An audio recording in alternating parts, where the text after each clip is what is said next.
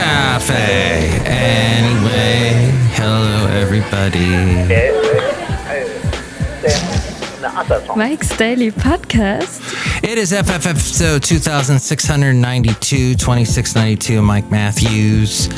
And welcome to the show called Mike's Daily Podcast. Somewhere in Café Anyway, the last place on earth, Podcastro Valley, something like that, full of mirth. It's Mike Matthews, and I'm here to bring you some news, some things, some stuff that'll be helpful with your brain. And maybe I can explain, if you are listening to this on the 18th, it's your Mike's Daily Podcast. Support your local Chamber of Commerce Day.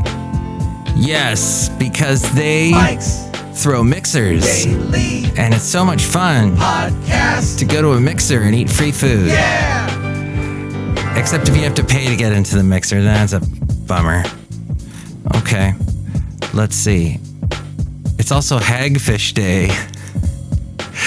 I know this is important stuff. You were trying to, hey, Mike, I don't know what today is. And now Mike has told you, thanks to the miracle of nationaldaycalendar.com. I often use that. Let's see, anything on the horizon for the 19th? National Seafood Bisque Day. And Get to Know Your Customers Day. Okay. Do you really want to get to know your customers? Sometimes it's like, yee. It depends on where you work. I guess if you work at a place that processes sewage, you don't want to really, I guess you already get to know your customers a little bit more than you would want. But it is, let's see, when businesses get to know their customers, they also get to know more about what they need to grow. Remember when Main Street businesses were locally owned and operated? The owners knew you by name, knew your shopping habits. Additionally, they typically knew what you wanted to buy. Unfortunately, with the advent of the internet and big box stores, much of the personal attention has gone by the wayside. And here's today's podcast picture. And so this day is supposed to help with all of that and to turn it around. Make it a point to get to know your customers. The podcast picture is from Benicia, the wonderful town of Benicia. It's about, an hour. No, not that, but maybe 45 minutes north of me. And I like to go there sometimes. I like the views, and I take lots of pictures. Maybe have a delicious lunch. And I used to take the late great Basil the Boxer there often. In fact, this spot in the podcast picture, which you can see at mikesdailypodcast.com. Yes, he was there that one day, many days actually. He'd go running around in the water and bark at the seagulls that were hanging out. So much fun. So let's say you wanted to find out, more about your customers. So you should ask your customers questions. It says here, use social media. Get the word out about your specials and new product. Social media is a great tool to find out what your customers like and don't like about your store. It's important to respond as quickly as possible. When you do, it will be noticed. Remember, fixing a negative customer experience in a positive way can show you stand by your word. And it could transfer into multiple sales. And follow up on a purchase. Ask your customer how their purchase or service worked for them. That's what Amazon does. After you buy something, would you like to rate this product? Addenda with Kevin. Oh, it was a big thing in the news today did you hear about that in the news? About feedback, about what companies... Welsh on the world. It says that, this was from Fox News, that Amazon shoppers were bribed to leave positive reviews, how sellers manipulate ratings and deceive customers on the e-commerce platform. The investigation dives into a concerning trend where some Amazon sellers are veering off the ethical track. They're nudging buyers toward leaving a 5-star review in exchange for a bit of a carrot at the end of a stick. MTV News. You hear it first.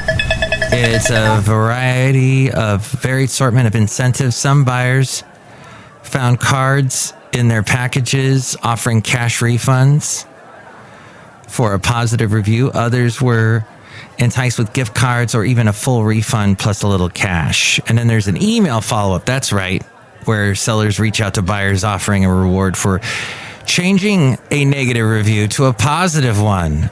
That's interesting. All here on customer, not positive review day, but customer, getting to know your customer day. And networking with other businesses is another way to help. Now, if you want to be ethical, learn and share best practices for getting to know customers from other successful businesses. That will also grow your business. When you are a man, sometimes you wear stretchy pants. That is what today is, interestingly. I got this email today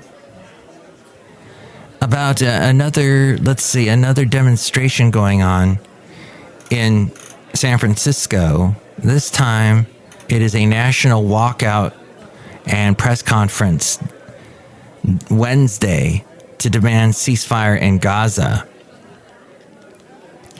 And apparently it is happening at the San Francisco City Hall steps. And it is happening on Wednesday. Students have called for mass walkouts of high school students nationwide to protest the ongoing killing of Palestinians in Gaza by the Israeli military and to demand an immediate ceasefire.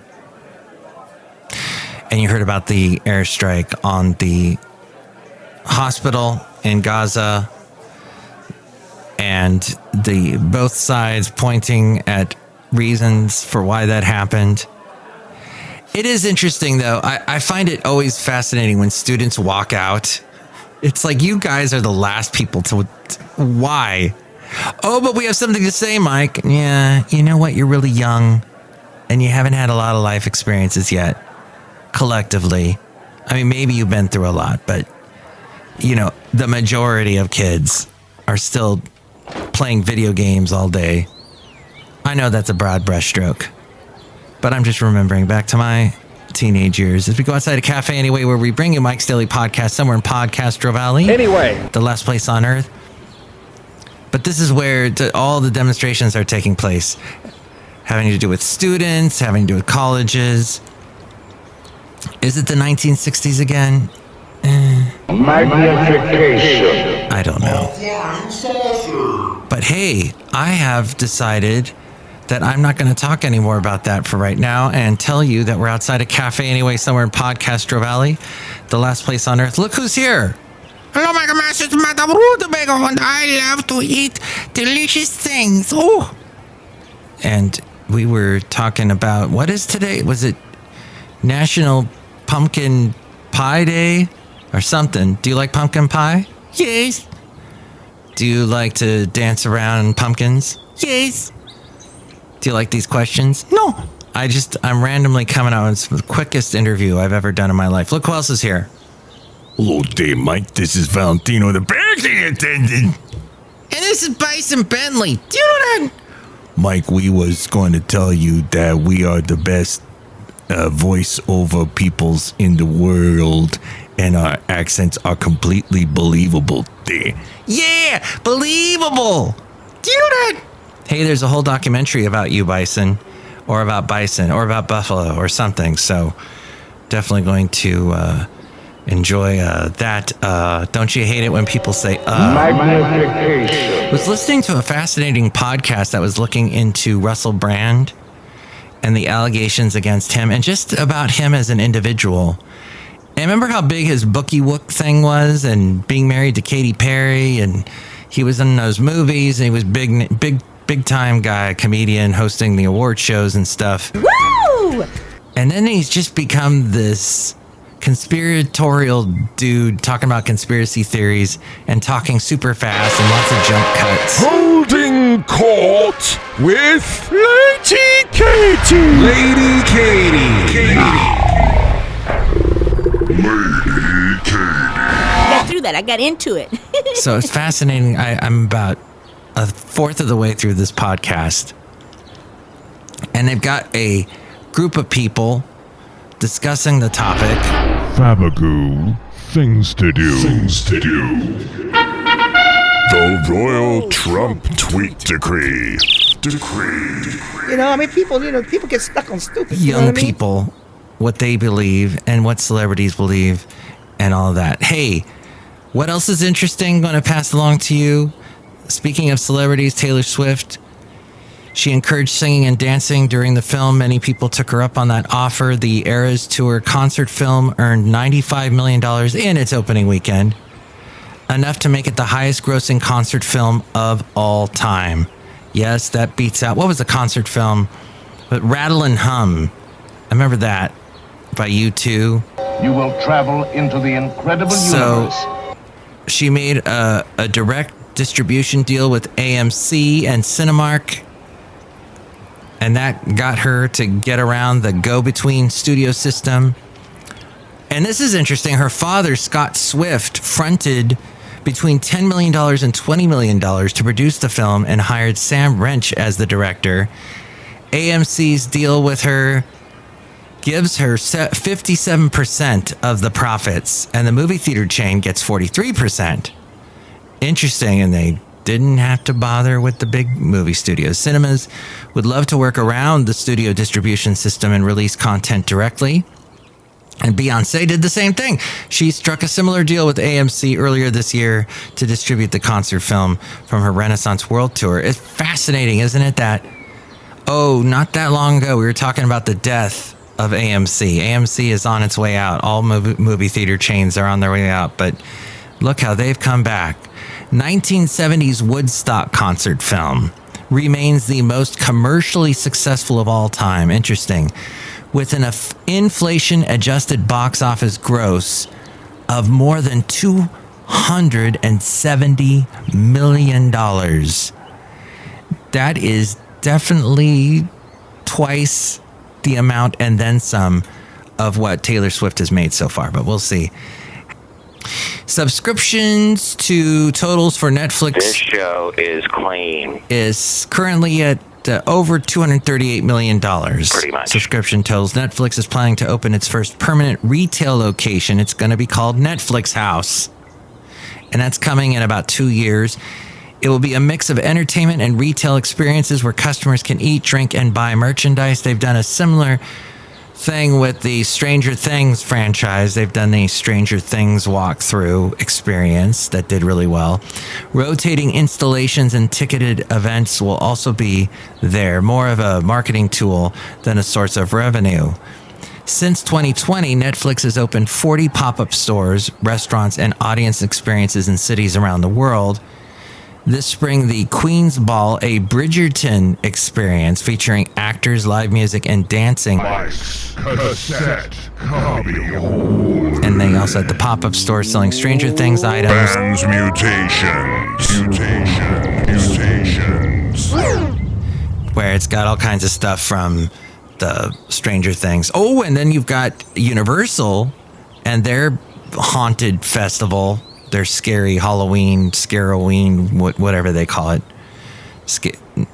Universal Studios Scary Farm, or whatever it is.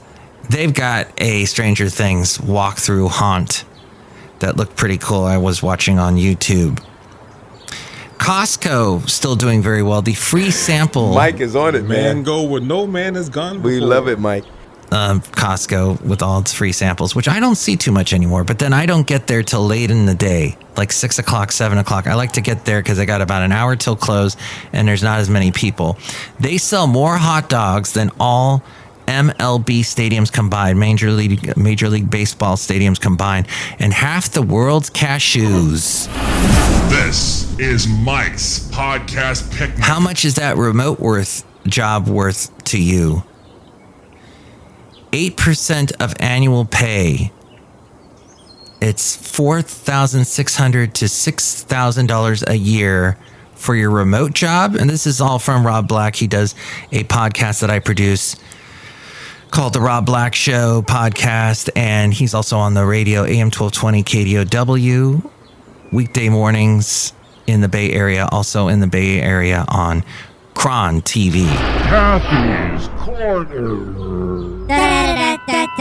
Kathy's Corner. And Ferrari is going to accept crypto as payment for its cars in the US and Europe, interestingly enough. And Rite Aid has filed for bankruptcy amid slowing sales and opioid litigation. You know, they had a bunch of, they had a big facility, walk-in area. They had a store. Couldn't think of the word store. That's what kind of day it is. They had one of those stores, one of the biggest Rite Aid stores.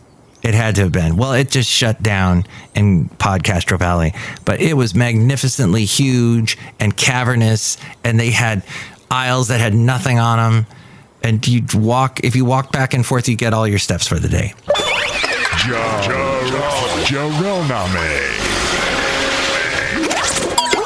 Mary Lou Retton, her family received $350,000 in less than 2 days.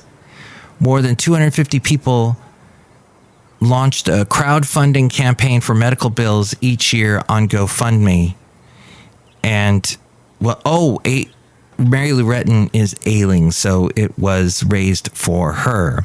Sadly, Suzanne Summers passed away. Did you hear about that? And I think Alan Hamill, is that her husband?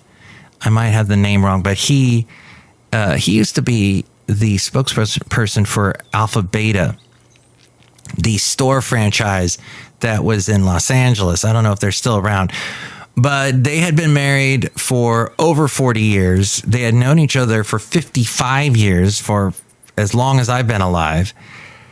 And he wrote a beautiful little love, not so much a poem, but just a beautiful, like, a pronouncement of his love for her, and read it to her just a few nights before she passed away. And she passed away in her sleep, is what I read. So sad. She was only 77, I think.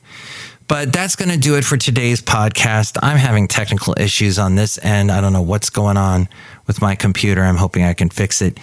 And I probably will not bring a podcast to you tomorrow. I've got a really busy day, and I think the rest of the week's going to be pretty busy, but we'll try. If I don't get interrupted, I will keep bringing you a daily podcast. And if you'd like to call me, here's the number. Call Mike at the Café Anyway hotline. Area code 510-228-4640. And with more ways to reach me, it's A-Frame. As you know, there's a real scary holiday coming up. Election Day. So to get you warmed up for it, we're going to do a Halloween show. Mike's Daily Podcast is written and produced and performed by Mike Matthews. His podcast is super easy to find. Download or listen to his show and read his blog at mikesdailypodcast.com. Email Mike now at mikesdailypodcast@gmail.com. See you tomorrow. Bye!